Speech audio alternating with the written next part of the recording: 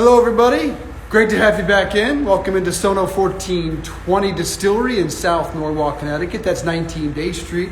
If you're in the neighborhood in South Norwalk, come hang out with us on Saturday night. Little anniversary party, 2-year anniversary, all the way through 8 o'clock and probably later, but come hang out with us. Great time and even better drinks. I'm Dave Briggs, former CNN, NBC Sports, Fox News anchor. Connecting Connecticut once again, and I want to hear from you. Don't want this just to be an interview, but a conversation amongst all of us. So please send me a message. Let me know who you'd like to see interviewed in this space at Dave Briggs TV, or let me know if you have questions for current guests, because I know everybody's got questions for today's guest. Who doesn't?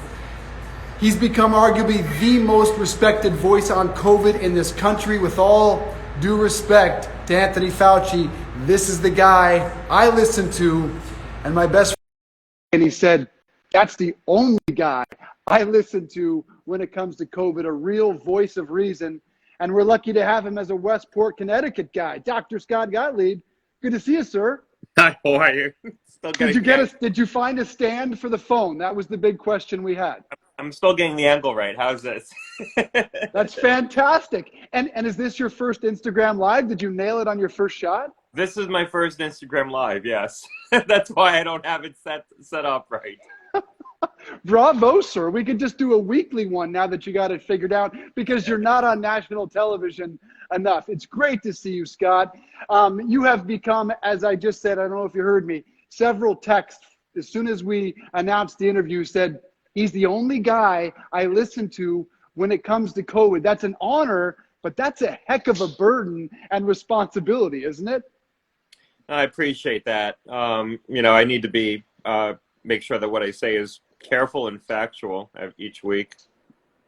Well, I think you stick to the science and you stay out of the politics, which is remarkable considering everyone who's worked for the Trump administration gets sucked into that void of the cable news mud wrestling political mess. You have stayed out of it. How have you accomplished that?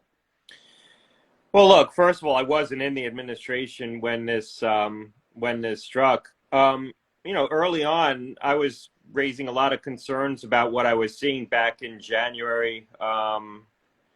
Probably made my first phone call to the White House, and I remember about mid-January, it was Martin Luther King Day weekend, to air some concerns about the news that was coming out of Wuhan at the time. There were some people who were uncomfortable with what I was saying, felt like I was being, I had some people tell me that I was being alarmist at the time, but, stuck with it in terms of just trying to communicate what I was seeing and some of the concerns I had. I remember the first phone call I made was on January, I think it was the 14th. It was that Saturday of Martin Luther King Day weekend. So it was the holiday.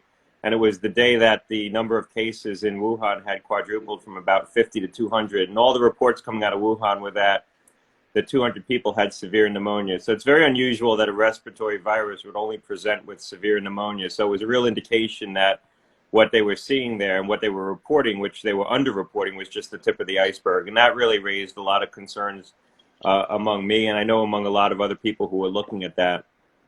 Do you ever look back and wonder if you could have done a lot more good within the administration as the FDA commissioner, or are you happy that your role informing the public on national TV virtually every day, have you done more from outside?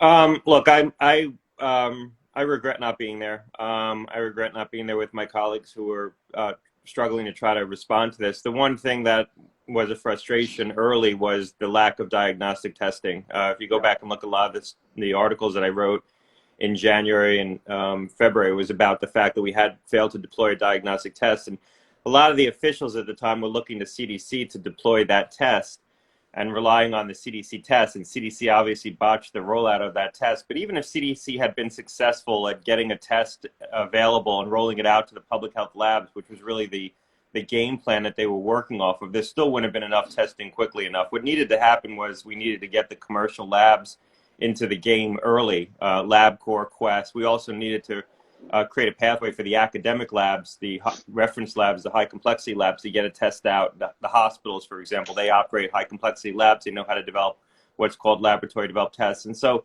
if if I was at FDA at the time, I think I would have pushed harder on that. And I was talking to folks in the administration at the time, urging them to try to get the labs in the game.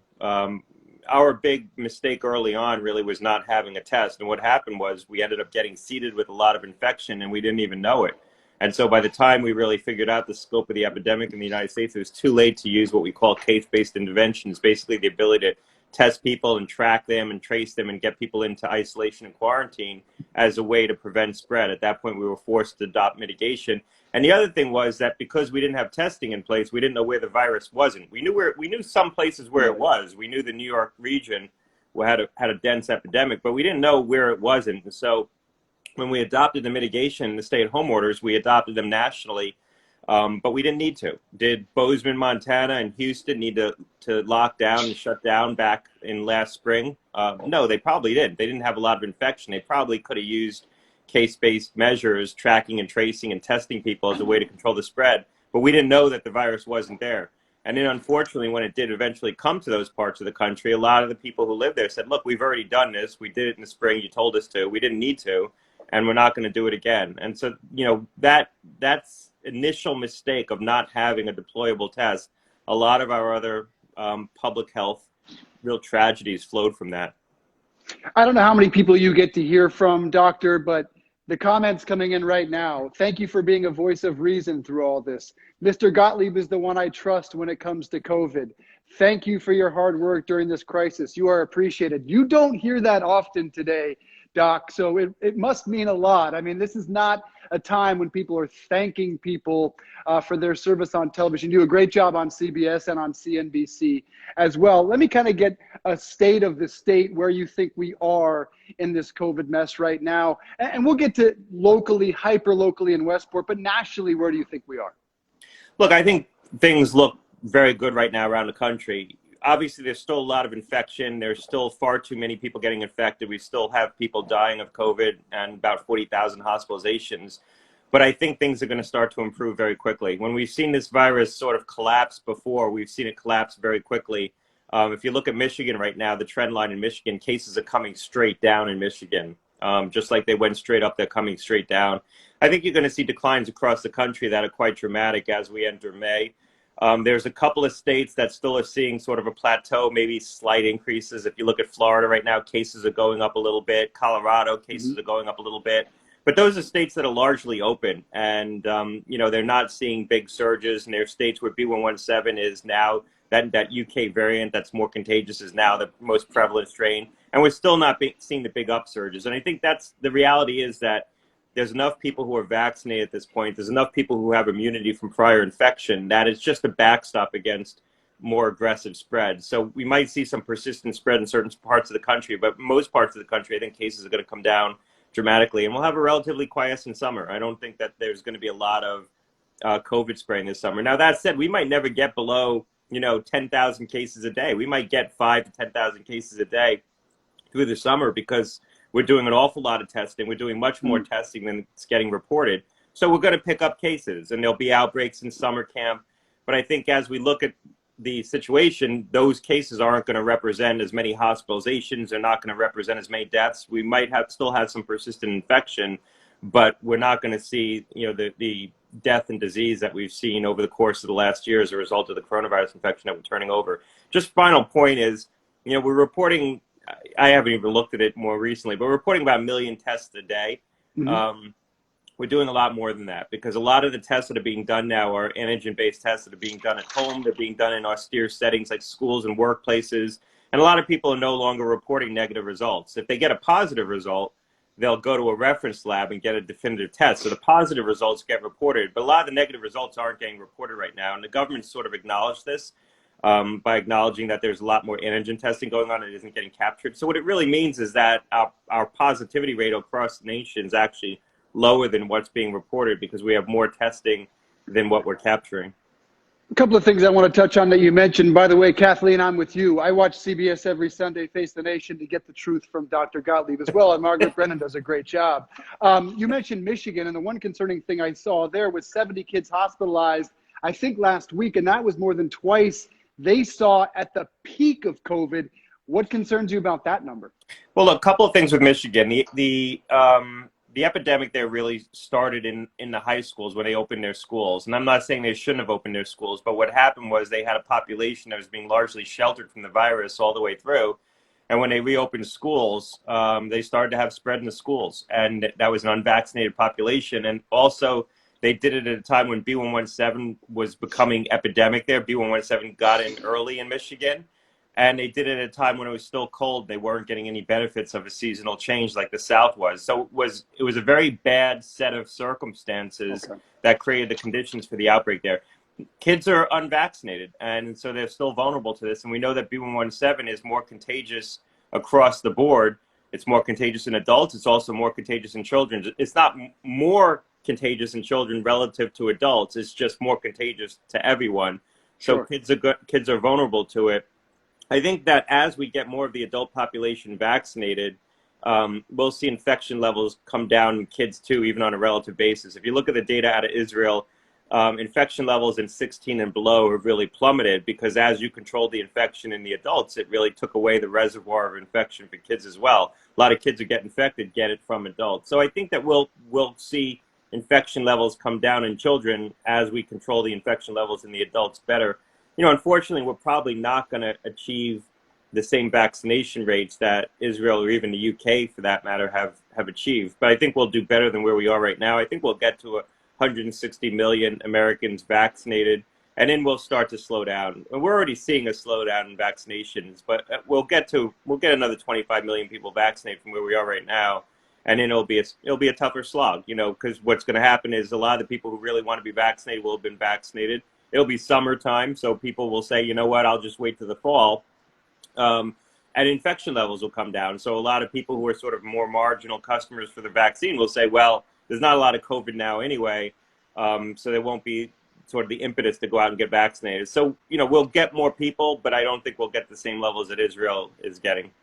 But because of those people that will never get the vaccine, are we stuck with this thing potentially forever? I've seen the latest poll showed 34% of Republicans said they will not get it, and 30% of independents. So because of those people that are reluctant to get the vaccine for a variety of reasons, are we going to be stuck with this thing for a long time? Yeah, look, I think that this virus is here to stay. I think in the near term, it's hard to tell what's going to happen in 10 years, but certainly, you know, next several years, this is going to become an endemic virus where it's just going to continue to circulate at a low level. And I think in the wintertime, it will circulate more aggressively, and we'll need to be more prudent about what we do in the wintertime. Coronaviruses are typically late winter pathogens. They'll circulate in January and February. So I think that this virus is going to be back, you know, in some fashion in the winter. We'll get vaccination rates up. More people will come back in the fall and the winter to get vaccinated. We'll start vaccinating the children. And a lot of people had it too. So even if we get new variants that pierce prior immunity and we start seeing reinfections, people will still have some residual immunity. Hopefully we'll also get a drug that treats it, like a Tamiflu-like drug. Those are in development, including by Pfizer, the company I'm on the board of. So, you know, we might have a different armamentarium to deal with this. But yeah, this is going to be here, and it's going to spread at a low level. And I'll say, you know, we've been oddly complacent about the spread of respiratory diseases in the wintertime. We tolerate far too much death and disease from flu, from RSV, from all kinds of respiratory pathogens where we don't take simple precautions that could probably cut down on the spread of respiratory diseases in the wintertime. People go to work not feeling well. You know, people braved out a cold. That was the right thing to do, or perceived as the right thing to do. We need to change our behavior. We're not going to be able to be complacent about respiratory pathogens with a dangerous pathogen like this. So I think we're going to just be generally more careful in the wintertime. That means encouraging people to stay home when they don't feel well, or stay home and get tested when a family member doesn't feel well. It means looking for ways to de-densify offices in the middle of the wintertime, encourage flexible work schedules. I made a comment today on CNBC. You know, I don't think we're going to be cramming 30 people or 40 people into a room that holds 10 for a holiday party on December 20th. I just think we're going to do things differently. And that doesn't mean it's going to be a real drag on society. I think a lot of things will become, you know, commonplace, but we'll do things differently to reduce the risk. And the final point I'll make is, you know, if you look at the cumulative, setting aside the public health implications of influenza, if you look at the cumulative productivity hit from influenza each year, from flu spread, it's significant. It's a lot of money, lost money in terms of lost business. I think if we just implement simple precautions to try to control the risk of coronavirus in the wintertime, we're going to pick up the costs of that from much reduced incidence of flu. So for people who think that this is going to be a burden on society and it's going to be a big new cost, I think that there's going to be a potential upside as well, that we not just reduce the risk of coronavirus, but we'll also reduce the risk of flu. If you look at flu incidence this year, it plummeted because the mitigation that we used against coronavirus worked, okay against COVID, because COVID's a pathogen that spreads through aerosolization, so it spreads more easily. But for a pathogen that spreads probably primarily through aerosols like flu, it worked really well. Would you feel comfortable, and you're a father of 3, sending your kids to Sleepaway camp this summer? I know a lot of Westport parents are wondering that right now. Yeah, I'll be sending my kids to camp this summer. I think kids are going to be back in camp this summer. Most of the camps seem to be taking reasonable precautions. Again, I think that the risk is going to be low this summer. I just don't think that there's going to be a lot of coronavirus. That doesn't exclude the possibility that you could have an outbreak in the camp. And I suspect we're going to see outbreaks in camps. But, at least it's probably tougher for a day camp where kids come and go. Sleepaway camp can create a protective bubble around the environment. But I think that the risks are sufficiently low. Activity outdoors are much lower. Frankly, I think CDC should be lifting the recommendations for wearing masks outdoors right now. This wasn't as much of an issue in the wintertime, but now that people want to go outdoors and we want to encourage people to take activities outdoors, the risk is sufficiently low. And, the other thing is our public health measures really need to be focused on trying to prevent spread to high-risk people and spread to large groups of people.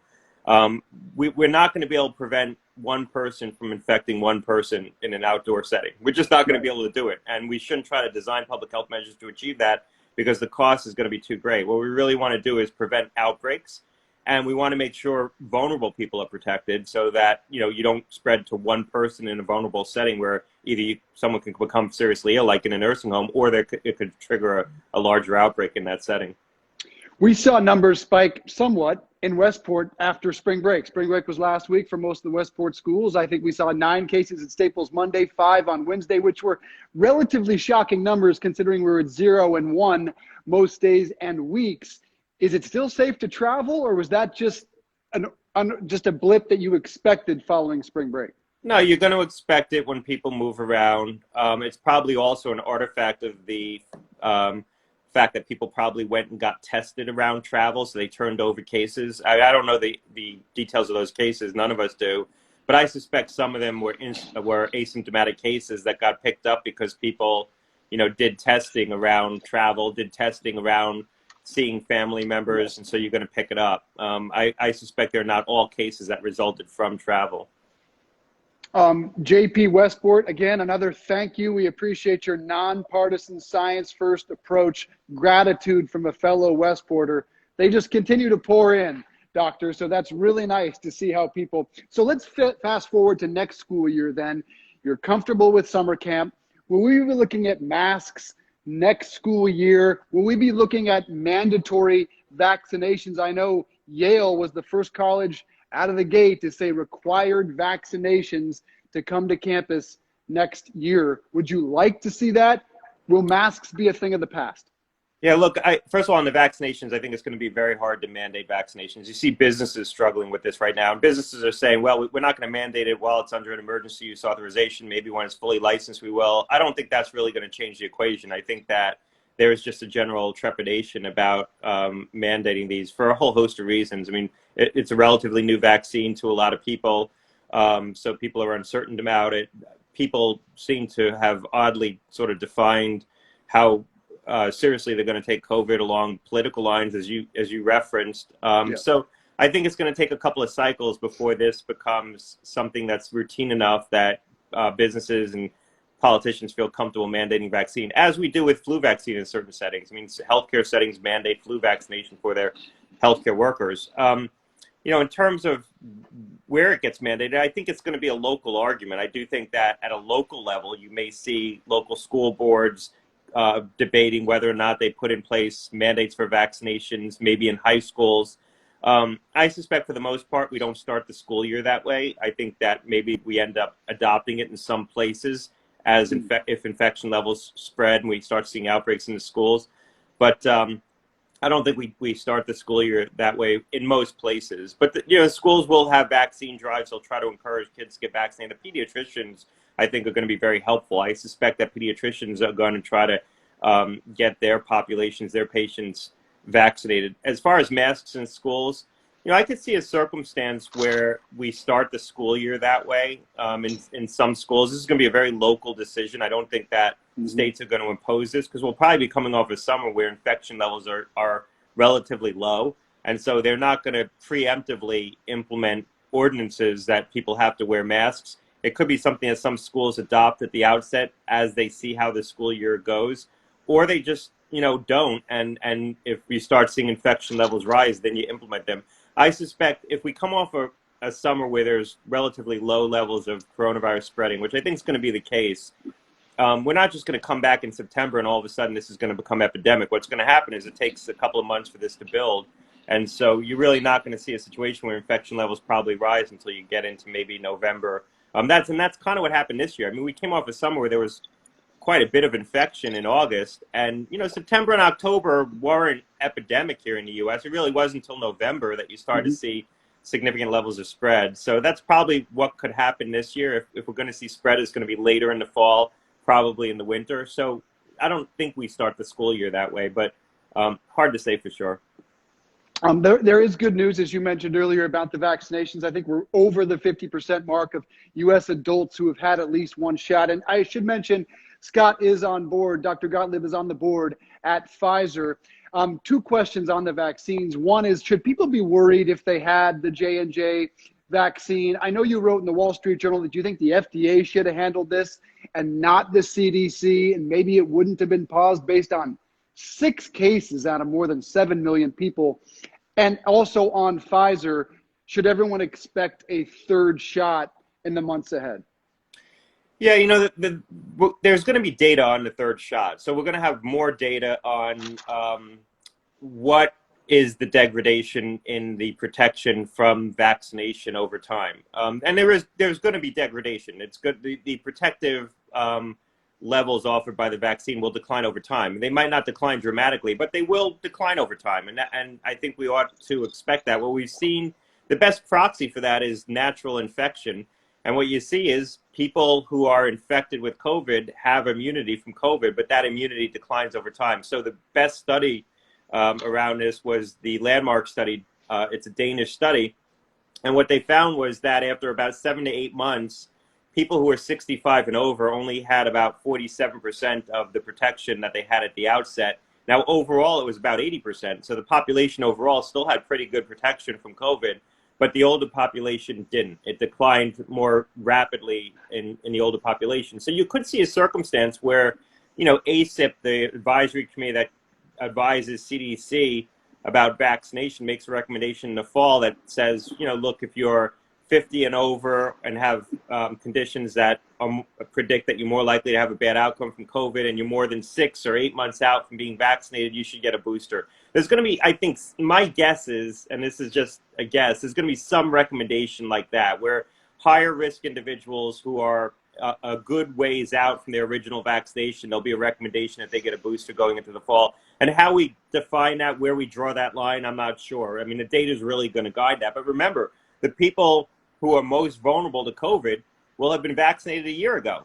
Who'd we vaccinate in December? We vaccinated nursing home patients, and then we vaccinated older individuals right after that. So the people who are most vulnerable to COVID will have vaccines that are the oldest. And so I think there's going to be an impetus to look closely at the data and see if those individuals need to be revaccinated heading into the winter, 2021, 2022 COVID season. And that doesn't mean everyone else won't be able to get a booster. I don't think it's going to be necessarily contraindicated, although I don't know. It depends on what the data shows, of course. But I don't know that the recommendation is going to be universal. It might just be around a certain cohort of people.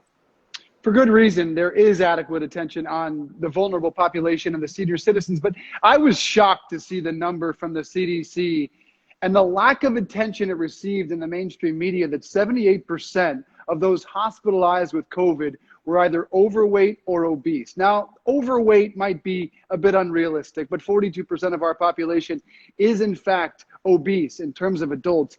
Has enough attention been given to that Could this have been a wasted opportunity to tell people to start living healthier lifestyles? It's hard in the setting of a public health crisis to get people to change behaviors that, have contributed to increased health risks over the course of many years. I think, people recognize, looking at what happened with COVID, that there are a lot of factors in our society that set people up for bad outcomes from COVID that, don't relate purely to the disease itself, but other conditions of living. Certainly, comorbid conditions like obesity, like other things that, potentially can be mitigated with the right public health interventions. And also, some of the hardships that people face societally, the fact that people live in multi-generational homes, which set up conditions for spread, the fact that a lot of people work in jobs where they couldn't Zoom in, they had to show up, that they were put at risk at the jobs, that they didn't have the social equity to demand proper protective equipment or other measures that could have helped keep them safe at work. So there were a lot of, I think, challenges, societal challenges, public health challenges exposed by this, where we saw a disproportionate impact from this in certain segments of society. I do want to get to some Westport questions, and I promise I will. Just a few more scientific questions. And I am the last guy in the world that likes to jump in on conspiracy theories, doctor. I do not look at Facebook. I do not spread fake news. But when I watched the 60 Minutes report about where, in fact, COVID came from, I was left with a lot of questions. Jamie Wetzel, who was an NSC member under Clinton and who works for WHO, he basically said the Chinese showed us what they wanted us to see. Are you convinced that COVID didn't escape from a lab? Because I admit, I am not. No, I'm not convinced it didn't escape from a lab. Look, there were multiple labs in Wuhan working with coronaviruses. The Wuhan Institute of Virology, the WIV, had the largest, we know this is fact, but had the largest collection of coronaviruses. There was also a CDC, the Chinese CDC also had a lab in Wuhan that worked with coronaviruses. The WHO team that went in said there's no way it escaped from the lab because their practices and their high security, what's called a BSL-4 lab, are so good it couldn't possibly escape from those BSL-4 labs. Well, first of all, they looked at the BSL-4 labs now, not 12 months ago. Second of all, we know for a fact that China wasn't using their BSL-4 labs to experiment with coronaviruses because coronaviruses weren't perceived as a dangerous pathogen or as dangerous as requiring that kind of security. They were using the BSL-2 labs. We know that in the spring, I believe it was the spring of 2019, it was a little bit before that actually, there was an outbreak of a novel coronavirus in pangolins. This is all documented, that bore a lot of similarity to SARS-CoV-2.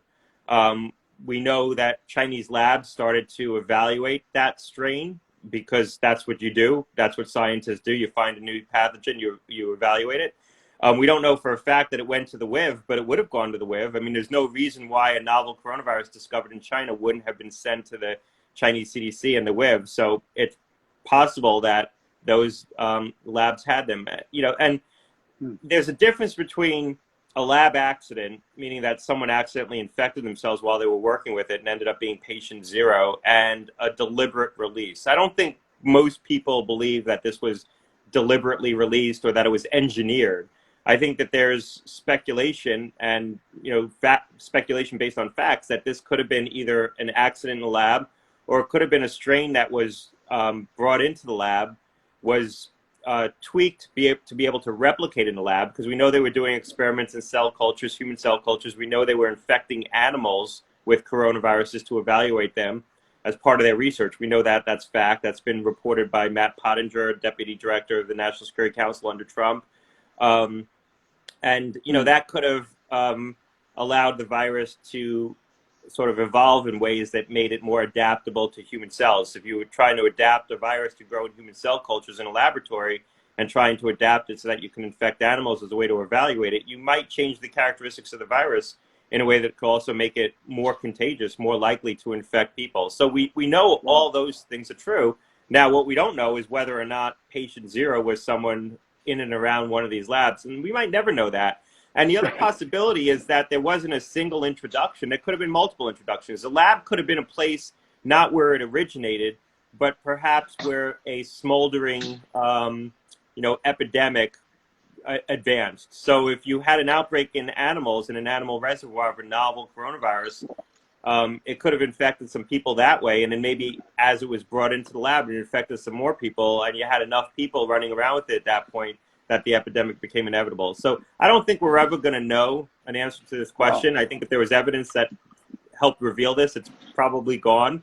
The best we're going to probably do over time is maybe get more details that help us date the initial introduction of the virus. And so there's now pretty good evidence that the first cases emerged in early December into the healthcare setting. So if the first cases were diagnosed in early December, that means the first infections were happening some point in November. So you start walking it backwards, and that could be an important detail. But I don't think we'll ever have a definitive answer to this question. That is fascinating. Okay, one last science question. It gets back to your time as FDA commissioner. Your work doing away with flavored vapes, I think, is one thing that we forget now, how dramatic that was. And it seems to have, let me just ask you, how successful was that? Because I don't hear about vaping as much as I used to. I don't see vaping. My kids don't talk about it. It seems to have been a massively successful move you made there at the FDA. Well, use of vaping products by children is way down. It's probably a combination of some of the policy changes that were put in place, and it's also probably a function of COVID. Kids were home, under closer supervision of the parents. I don't think people were starting a habit that required them to inhale something as a deadly respiratory pathogen was spreading. So I think that there was other reasons, but certainly you started to see the declines in vaping use before COVID struck. And so I think COVID probably accelerated some trends that were underway. Hopefully they hold. Kids still get addicted to nicotine. I think that there's still things we can do to try to reduce the attractiveness of tobacco products to kids, and particularly combustible tobacco products. And the biggest remaining feature is the characterizing flavors in combustible tobacco. We moved to do it. It got hung up, banned menthol in cigarettes, and banned sweet flavors in the cigarillos, the characterizing flavors in the cigarillos, which Congress intended to ban, and tobacco companies put flavors in those things by calling them cigars and not cigarettes. But that's the unfinished business. I suspect the current administration is going to finish that, and they'll ban the flavors in the combustible tobacco as well.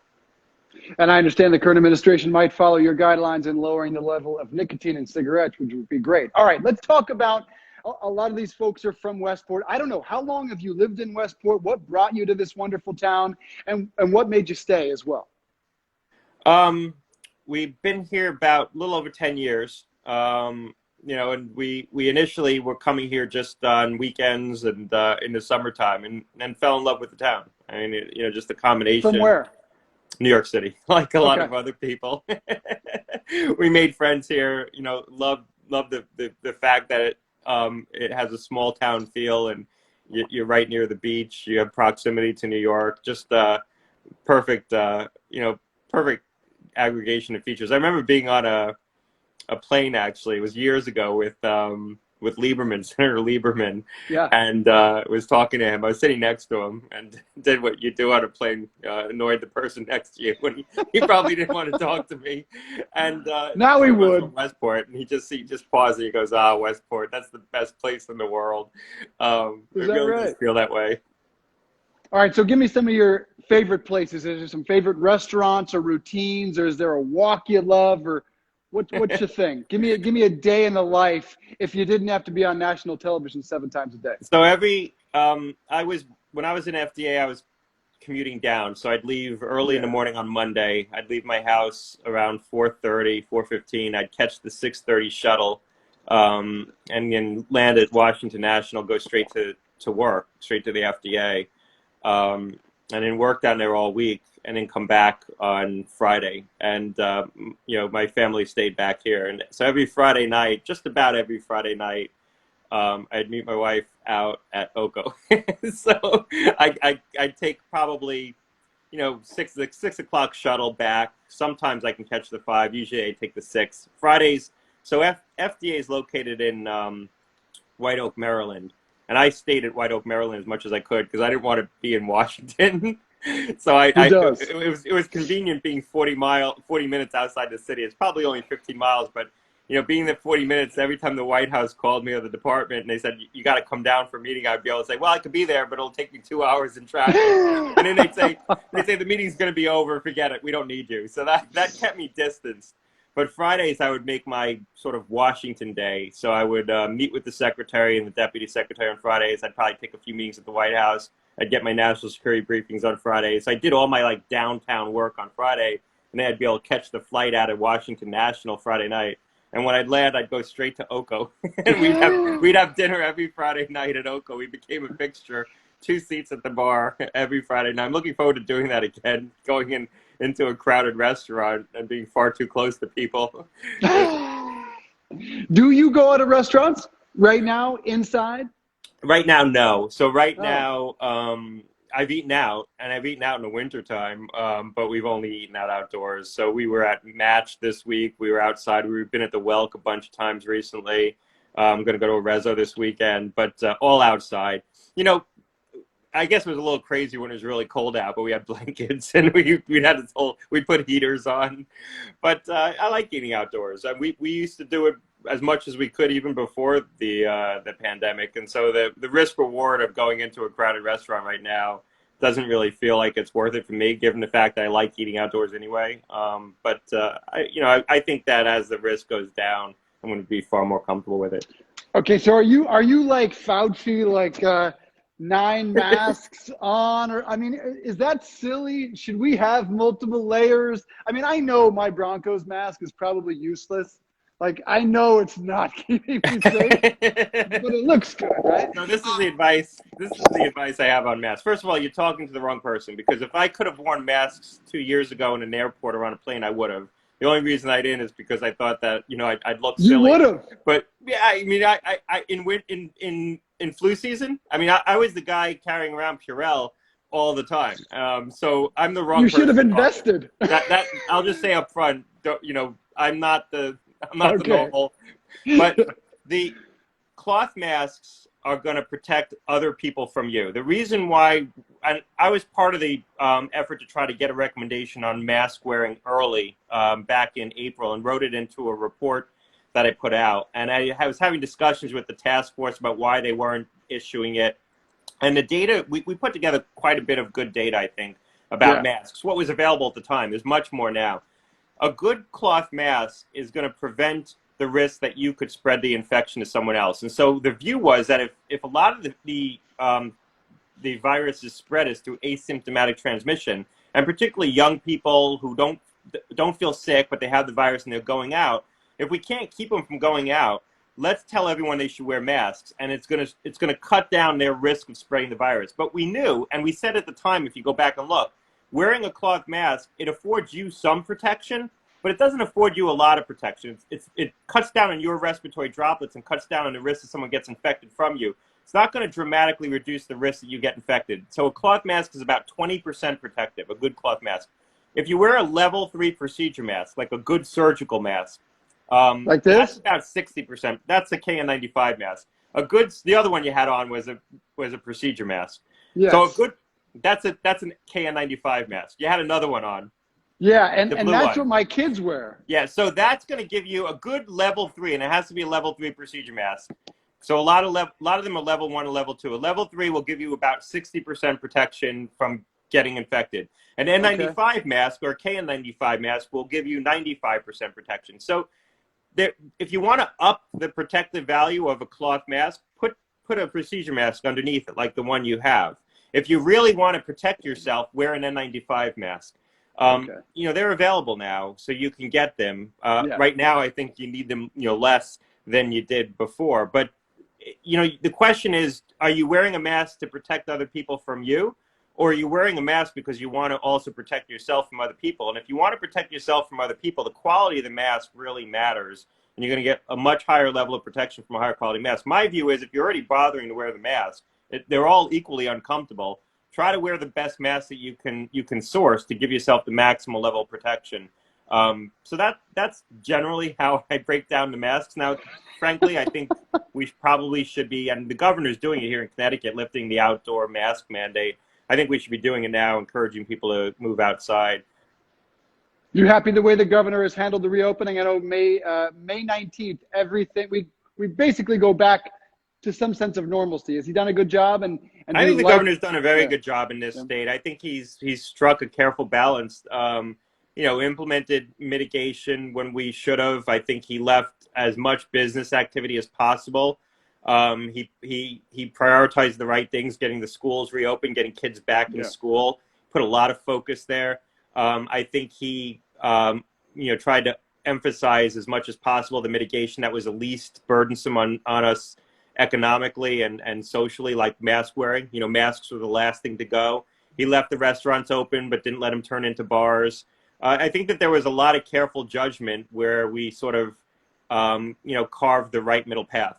We didn't do as stringent mitigation as we could have, but we took the precautions that were the most obvious ones. And so I think the results are good in this state. You've got to look. The early experience with COVID, the Northeast was the first to get infected with COVID and had a very hard experience because it was a time when we didn't know what we were doing. Nobody did. We didn't know how to treat it. We didn't know how to diagnose it. And so New York, New Jersey, Connecticut will always look bad relative to the other states when you look at the statistics because they were hit the first. Back in the spring, we were treating COVID with Pepsid and hydroxychloroquine. We didn't know how to treat it. And once we figured out how to treat it better and we got into the summertime, mortality was cut in half as we got better at treating COVID. So the experience here was very hard. But I think, overall, Connecticut did a good job. And the news out tonight from Yale, there's a lab there, Nathan Gruber, I think his last name is, who does sequencing work looking at the strains that are spreading here in Connecticut. It looks like B117 is becoming the most prevalent strain. So it's about 60% of infections, not that New York variant, that 1526 New York variant. And, believe it or not, that's probably good news because B117 will probably crowd out the other variants and probably on the whole is a little less dangerous than some of those other variants because you're less likely to get reinfected with B117 and the vaccines cover it very well. So if the most prevalent strain becomes a strain that's covered well by the vaccines and where people who've previously been infected are less likely to get reinfected, on the whole, that probably bodes well for the future, meaning that, you're unlikely to see new outbreaks with sort of scary new variants. So you can't help get back to the science. So that was your fault. So I was going to ask you this because we're going to wrap this up, I promise. But you mentioned bars. I want to know when Scott Gottlieb and I, Dr. Gottlieb, get out and get a drink in Westport, what are we having? Like, what's your go-to? I'm not that fancy. I like the beer drinks. Guy, wine guy, cocktail, tequila, bourbon. I like the drinks at the Welk. So I figured out part of my pandemic preparedness was figuring out how to mix a Frogger. A Frogger. I don't know the Frogger. That's one of the Welk drinks. Yeah. I'm gonna have to ask Bill how to make that. All right, last question, and if you don't have an answer, that's okay. I should have told you this is coming. Who else would you like to see interviewed? It could be Westport, it could be Darien, New Canaan, Greenwich, and it could be media, sports, it could be politics, it could be Hollywood. We have all sorts of interesting people in Fairfield County. So my wife is on the board of Homes with Hope and helps run the homeless shelter here in Westport. So I would nominate her. That's a good answer. We all support Homes with Hope. They do great stuff in Westport. If you folks don't know it, please check it out. Dr. Scott Gottlieb, former FDA commissioner, and by the way, a cancer survivor. I mean, and the most trusted voice in COVID in this country, as far as I'm concerned, and clearly everybody in this conversation as well. It's been a real pleasure. Next time, we'll have a Frogger. Sounds good. Thanks a lot. Thanks, Scott. Appreciate your time. Dr. Scott Gottlieb joining us today. Have a great weekend, everybody. It's a pleasure that you've all joined us here on Connecting Connecticut.